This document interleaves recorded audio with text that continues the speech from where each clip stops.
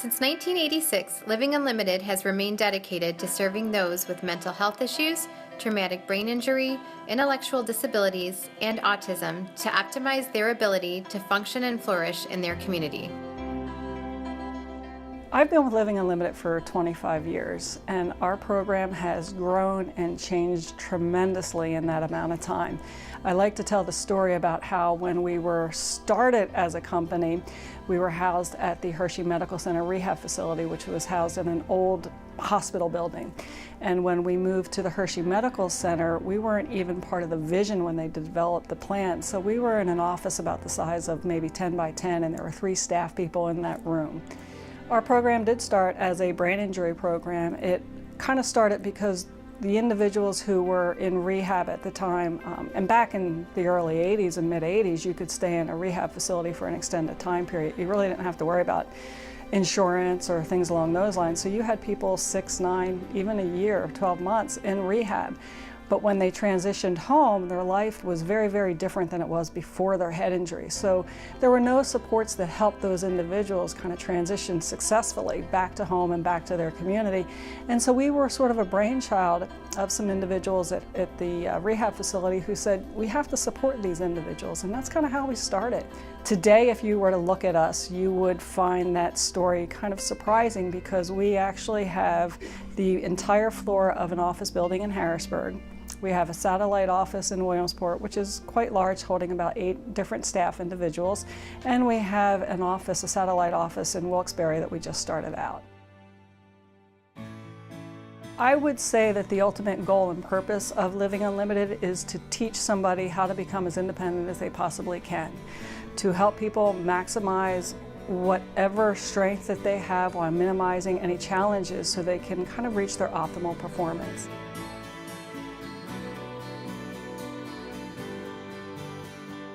He was in a sprint car accident. He was a race car driver, and it was a really bad accident, and he was in the hospital ICU for quite a while, and then he went to Philadelphia for rehab, and then after that we started with Living Unlimited. I definitely needed help to try to remember because I could not remember much of anything.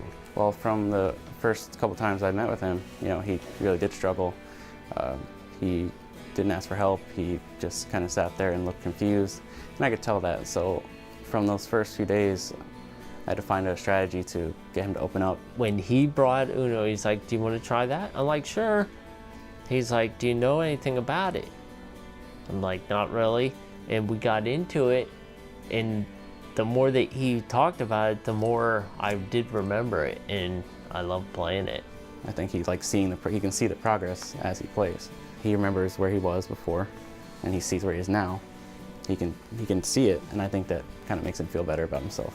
I don't know what I would have done without James and the company. Without them, I don't know what I would have done.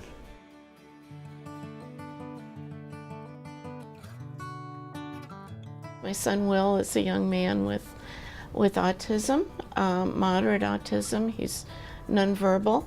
He is college educated, and he's been in music therapy for, I think it's 3 or 4 years with Caroline.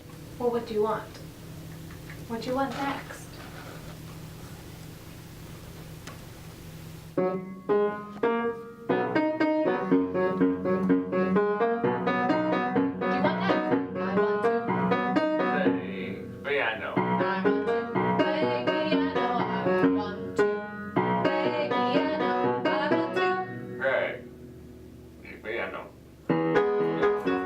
And I think that it's one of the really wonderful things about music therapy for Will.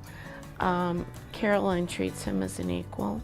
There's 2 elements, music and therapy, and that it's a mode of expression that no matter who you are, whether you're on the spectrum, whether you have cerebral palsy, whatever sort of disability you have, or even if you are a typical functioning individual and you just had a traumatic event in your life, no matter what the reason is that you're coming to therapy. And so music is a positive way of helping people express themselves and help them learn and kind of unordinary ways, I guess, or extraordinary ways. So my son Simon started working with Living Unlimited because he was looking for a job, and he had interviewed a few different places and didn't have very successful interviews.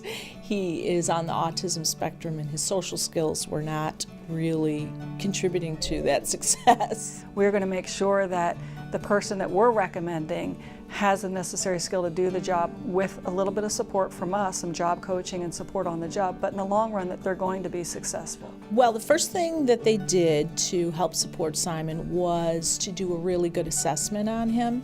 So they met both he and I here at the office and did some questionnaire type assessments.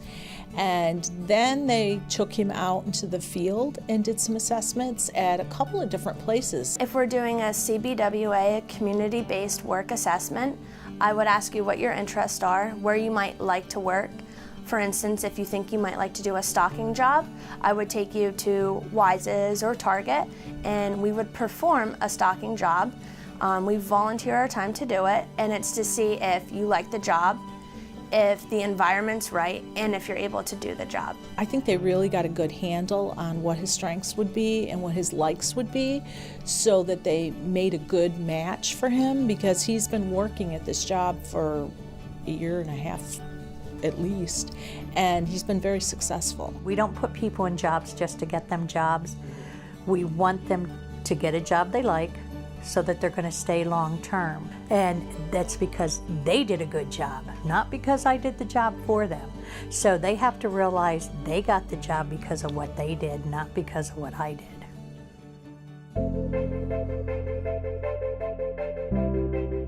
VCAP overall is kind of the step before you're ready for employment. So it's kind of a classroom-based setting. I use that term loosely, but clients come in and you work on a lot of the soft skills, so things like eye contact, handling feelings, communication, that are going to help you to get the job. And there's a music therapy side and there's a vocational side. It's really individualized. It depends upon what that person is coming in and what they specifically need to work on.